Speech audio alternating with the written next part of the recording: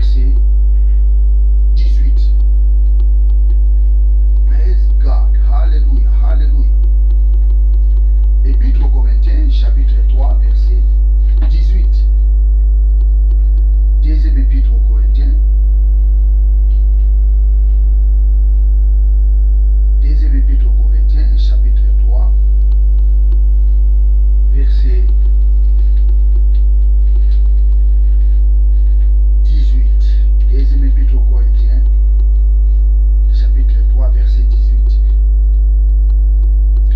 Nous tous qui, sans voiler sur les visages, contemplons comme dans un miroir la gloire du Seigneur, nous sommes transformés à son image, de gloire en gloire par l'Esprit du Seigneur. Je reprends encore.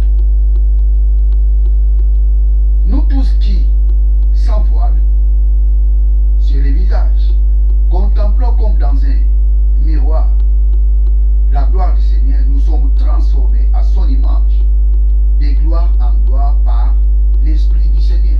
Ça, c'est la première transformation.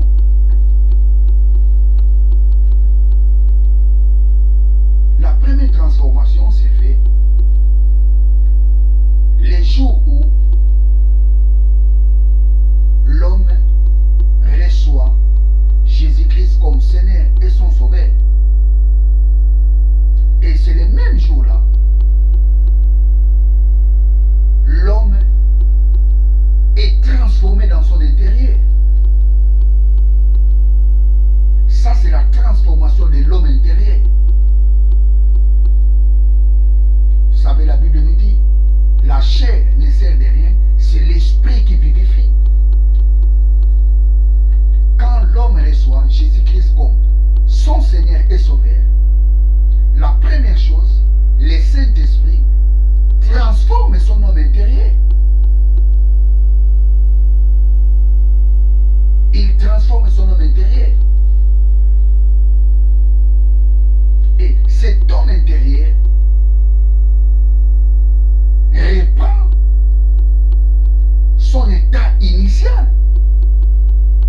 L'état initial, ça signifie l'état sans péché. Vous savez, quand Dieu créa l'homme, la Bible nous dit, dans le livre de Genèse, Dieu créa l'homme à son image et à sa ressemblance. Vous savez, quand Adam a péché, l'image de Dieu qui était dans l'homme était corrompue. L'homme a perdu cette image. Cette image-là a été faussée. Je peux vous surprendre, très chers téléspectateurs, peut-être que vous avez déjà lu ça dans la Bible, et vous serez étonné de lire ces versets. Genèse chapitre 5, versets 1 à 3. Genèse chapitre 5, verset 1 à 3. Voici le livre de l'histoire d'Adam. Lorsque Dieu créa l'homme, il les fit à la ressemblance de Dieu. Dieu créa l'homme à sa ressemblance et à son image. Il les créa, l'homme et la femme, et les bénit. Il les appela l'être humain lorsqu'ils furent créés. Verset 23. À l'âge de 130 ans, Adam eut un fils à sa ressemblance et à son image. Hey! Écoutez, très chers téléspectateurs, quand Adam engendra ses fils, la Bible ne nous dit pas que ses fils étaient créés à l'image de Dieu. Adam était créé à l'image de Dieu. Mais les fils d'Adam n'étaient pas créés à l'image de Dieu.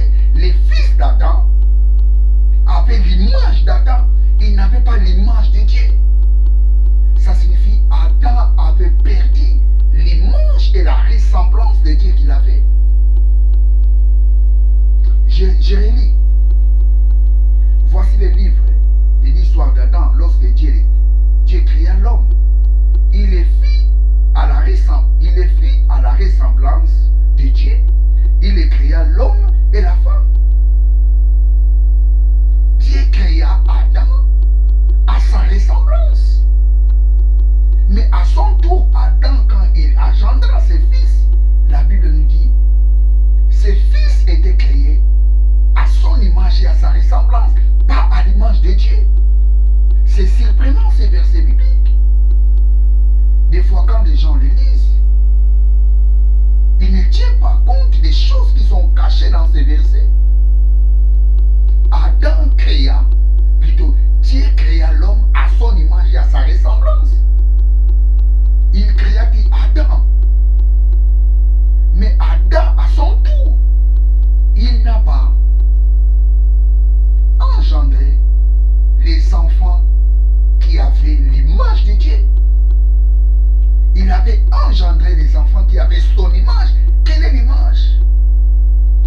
Une image dépravée. Quelle image? Une image pécheresse. Praise God. C'est-à-dire, quand l'homme a péché dans les jardins d'Éden, l'homme a perdu l'image et la ressemblance de Dieu qu'il avait. L'image de Dieu et la ressemblance de Dieu qui était dans l'homme était corrompue. Praise God.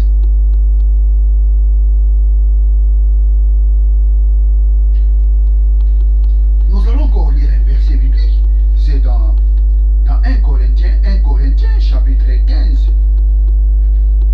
Verset 45. 1 Corinthiens chapitre 15. Verset 45. 1 Corinthiens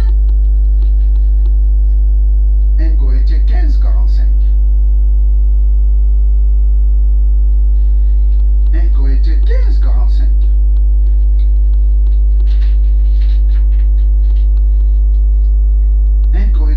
45. C'est pourquoi il est écrit, les premiers hommes devinrent une âme vivante. Les premiers hommes devinrent. Le verbe devenir, c'est le verbe transitoire. Ça signifie, quand Dieu avait créé Adam, Adam n'était pas une âme vivante. La Bible nous dit les premiers hommes devinrent, il était devenu une âme vivante. Praise God. Et le dernier Adam était un esprit vivant. C'est ça. La première nature que Adam avait. Adam était un esprit vivant dans les jardins d'Éden. Il était un esprit vivifiant. Il était un esprit vivant dans les jardins d'Éden. Dans les jardins d'Éden. Mais après sa chute, il était devenu une âme vivante. Je relis encore. Praise God. Le premier homme, Adam, devint un être vivant. Ici, dans ça c'est, j'ai la version seconde. Mais dans plusieurs versions, dans d'autres versions, vous allez voir que c'est écrit là-bas, les premiers hommes, même dans les textes originaux, c'est écrit, les premiers hommes devinrent une âme vivante. Adam était devenu une âme vivante. Qu'est-ce que cela signifie? Adam ne marchait plus selon l'esprit de Dieu. Là, Adam, après sa chute dans le jardin d'Éden, il marchait selon la chair. Il marchait selon ses pensées. Il avait perdu la gloire de Dieu qu'il avait dans le jardin d'Éden. Après sa chute, c'est l'âme, il marchait selon ses pensées. Il marchait selon la chair. C'est ça la Bible nous dit ici. le premier homme Adam devint une âme vivante. Ça, c'est après la chute de l'homme. Praise God, hallelujah. Et la Bible nous dit, dans le livre des Corinthiens, dans l'épître aux Corinthiens, chapitre 2, deuxième épître aux Corinthiens, chapitre 3, verset 18, nous sommes transformés. Nous sommes transformés par le Saint-Esprit. Praise God, hallelujah. Nous tous qui s'envoilent sur les visages, contemplons comme dans un miroir la gloire du Seigneur. Nous sommes transformés à son image, de gloire en gloire par l'Esprit du Seigneur. C'est-à-dire, les jours où nous avons reçu Jésus-Christ comme Seigneur et Sauveur, nous avons été transformés. C'est-à-dire, nous avons perdu l'image d'Adam qu'on avait. Nous avons perdu la ressemblance d'Adam qu'on avait. Les jours où nous avons reçu Jésus-Christ comme Seigneur et Sauveur, le Saint-Esprit nous a transformés de la même image avec Jésus. Nous n'avons plus l'image d'Adam en nous. Nous n'avons plus la ressemblance d'Adam en nous. Nous avons été transformés. Nous avons été transformés par le Saint-Esprit. C'est le Saint-Esprit qui nous a transformés. Les jours où nous avons reçu Jésus-Christ comme Seigneur et Sauveur, notre homme intérieur a été transformé de la même image avec Jésus-Christ. Vous savez, le mot transformé en grec, c'est métamorpho. Métamorpho. Qui vient du mot métamorphoser.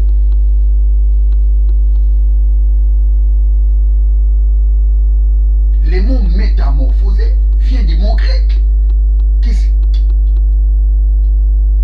qui veut dire métamorpho. Métamorpho. Métamorpho.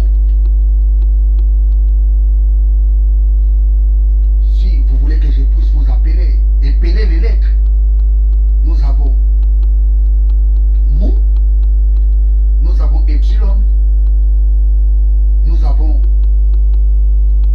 do, nous avons alpha, méta, nous avons mo, nous avons omicron, nous avons rho, nous avons phi, nous avons omicron, nous avons oméga. Métamorpho. Métamorpho en français veut dire métamorphoser. Vous savez,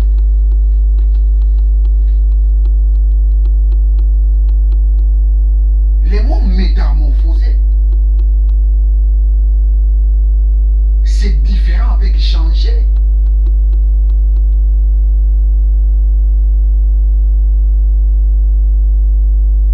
Métamorphoser, en quelque sorte, je peux dire, pour une explication plus claire, je peux dire, c'est un changement dont on ne reconnaît plus l'état initial.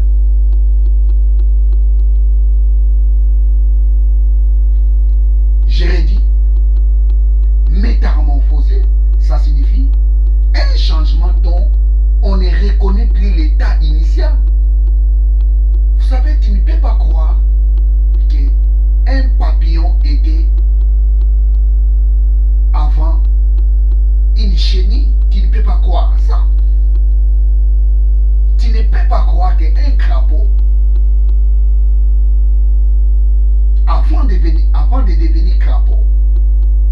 avait une queue. Tu ne peux pas croire à cela.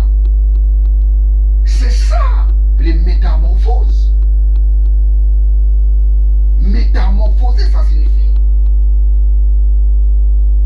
un changement dont on ne reconnaît plus l'état initial de la chose.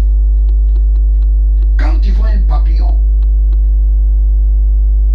si on ne te le dit pas, tu ne croiras jamais qu'un papillon, avant, il était une chenille. Et c'est le mot que l'apôtre Paul a utilisé. Nous sommes métamorphosés. Praise God. Je vais relire encore ça. Je vais relire encore ça. Praise God. Hallelujah. Hallelujah. Praise God. Praise God. Praise God. 2 Corinthiens chapitre 3, verset 18.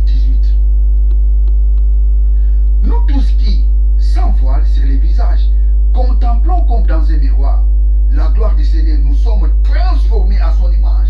Nous sommes métamorphosés à son image. Ça signifie que nous avons perdu automatiquement l'image d'Adam. Et à nous, il n'y a plus les traces d'Adam. Il n'y a plus les traces d'Adam à nous. Nous sommes métamorphosés. Praise God. Nous sommes devenus comme lui. C'est pour cela que la Bible nous dit, tel qu'il est, tel que nous sommes dans ce monde. Praise God. La Bible nous dit, il n'a pas honte de nous appeler ses frères. Nous sommes ses frères parce que nous ressemblons à lui. Nous avons son image. Tel qu'il est, tel que nous sommes dans ce monde. Oh, hallelujah. Oh, la sobrama maya. Tel qu'il est, tel que nous sommes dans ce monde. Nous avons été métamorphosés à son image. Qui nous a métamorphosés? C'est le Saint-Esprit. Nous avons eu cette image. Nous avons été métamorphosés par le Saint-Esprit. La première transformation s'est faite non par nos propres efforts. La première transformation s'est faite par l'œuvre du Saint-Esprit. Quand quelqu'un accepte Jésus-Christ comme Seigneur et Sauveur, il est métamorphosé à l'image de Dieu. Il est métamorphosé. Il devient comme Christ.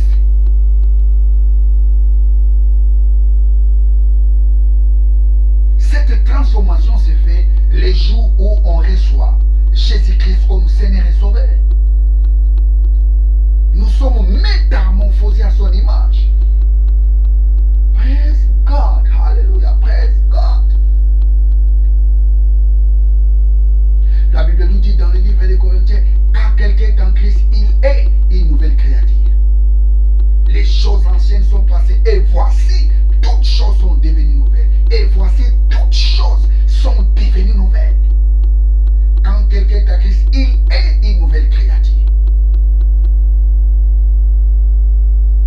Praise God, hallelujah. Nous avons été métamorphosés à son image. Toi qui me regardes maintenant, les jours où tu as reçu Jésus-Christ comme Seigneur et Sauveur, tu as été métamorphosé à son image. Tel qu'il est, tel qu'il est, tel qu'il est, tel que nous sommes dans ce monde. Chez toi, il n'y a plus les traces d'Adam. Il n'y a plus les traces des liens familiales. Il n'y a plus les traces des maladies héréditaires. Il n'y a plus des traces des liens familiales. Il n'y a plus de liens familiales.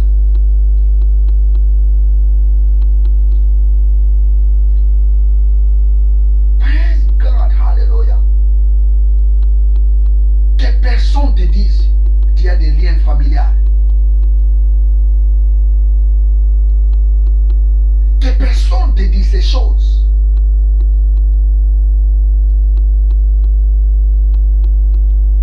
Parce que tel que tu es, tel que Jésus est, Jésus est, tel que Dieu est. La Bible nous dit, tel qu'il est, tel que nous sommes dans ce monde.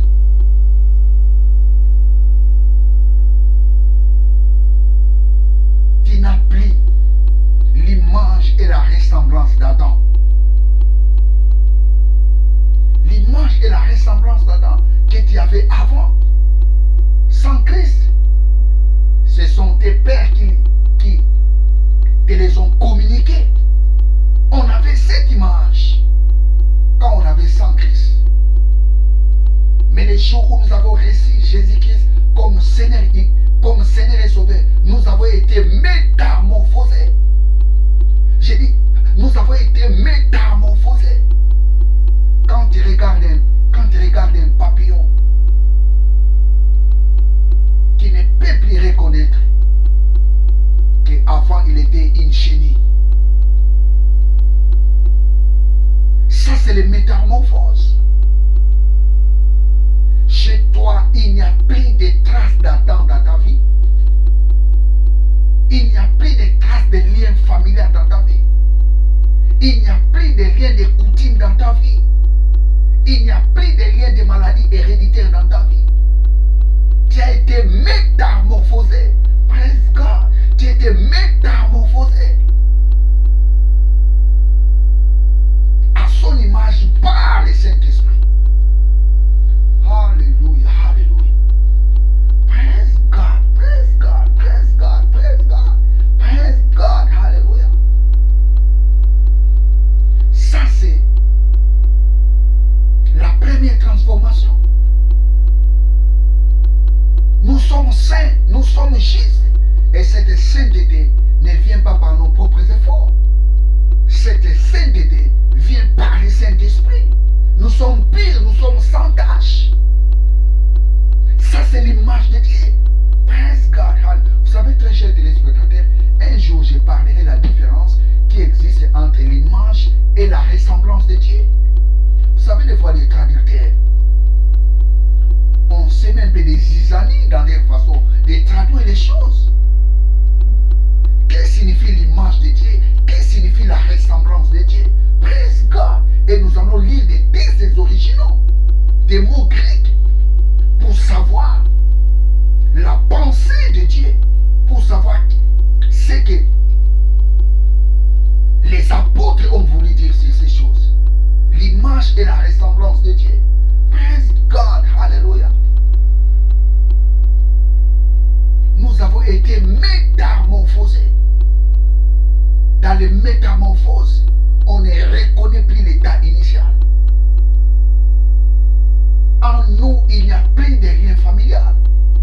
En nous, il n'y a plus de coutumes ancestrales. En nous, il n'y a plus des choses négatives.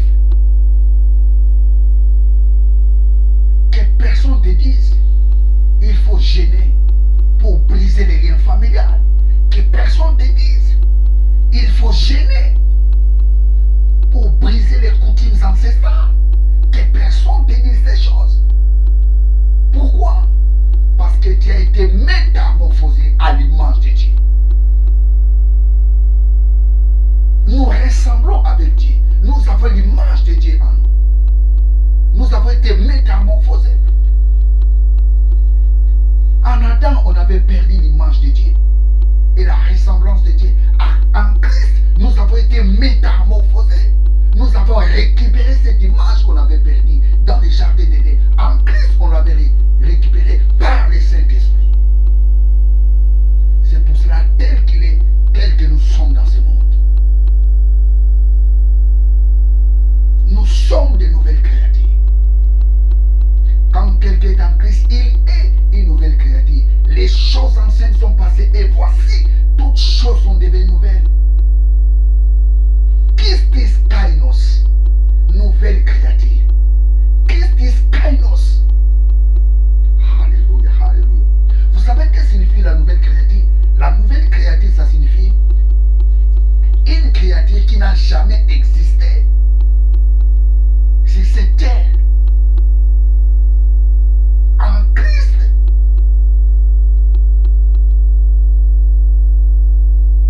nous sommes des nouvelles créatures.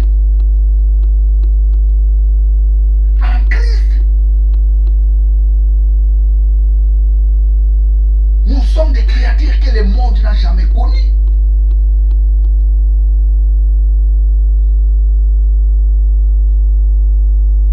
Praise God, hallelujah. Nous sommes des créatures qui n'ont jamais existé sur cette terre. C'est pour cela que la Bible dit, nous sommes les prémices de sa créature. Nous sommes les échantillons qui vivra dans la nouvelle terre et les nouveaux cieux que Dieu bientôt il établira. Nous sommes ces échantillons. Nous sommes ces échantillons qui vivra dans cette nouvelle terre et le nouveau ciel. Praise God, alléluia. Vous savez, il y a plusieurs gens qui disent que non,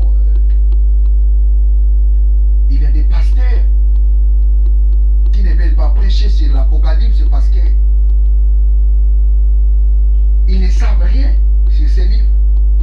Mais je vous dis, attention, il y aura des jours, je parlerai sur l'Apocalypse. Vous serez étonnés, très chers téléspectateurs. Praise God, alléluia. Nous sommes les prémices de sa créature. Pourquoi? Parce que nous sommes transformés de la même image avec lui, tel qu'il est, tel que nous sommes dans ce monde. Praise God, hallelujah. Oui, très chers téléspectateurs, je suis à la fin de ma prédication. Toi qui me regardes maintenant, si tu n'as pas encore accepté Jésus-Christ comme Seigneur et Sauveur, regardez ce moment béni. Aujourd'hui, c'est ton jour pour les recevoir comme Seigneur et Sauveur. Ne loupez pas cette opportunité. Alléluia. Tu veux devenir comme lui. Tu veux être comme lui, la Bible dit, tel qu'il est, tel que nous sommes dans ce monde. Qui? Tous ceux qui sont en Christ. Le Saint-Esprit les a transformés à l'image de Dieu. En eux, il n'y a plus les transcendants. C'est comme je vous ai dit, les métamorphoses. Un changement total dont on ne reconnaît plus l'état initial. Tu ne peux pas croire qu'un papillon était avant une chenille. Tu ne peux pas croire qu'un crapaud avant qu'il avait une queue. Tu ne peux pas croire à ces choses. C'est ça les métamorphoses. Si tu veux accepter Jésus-Christ comme Seigneur et Sauveur, fais cette prière. Fais cette prière avec moi. Quand je dirai mon nom, toi tu diras les tiens ou la tienne. Praise God. Tu vas suivre toutes les paroles que je vais prononcer. Quand je dirai mon nom, toi tu diras les tiens.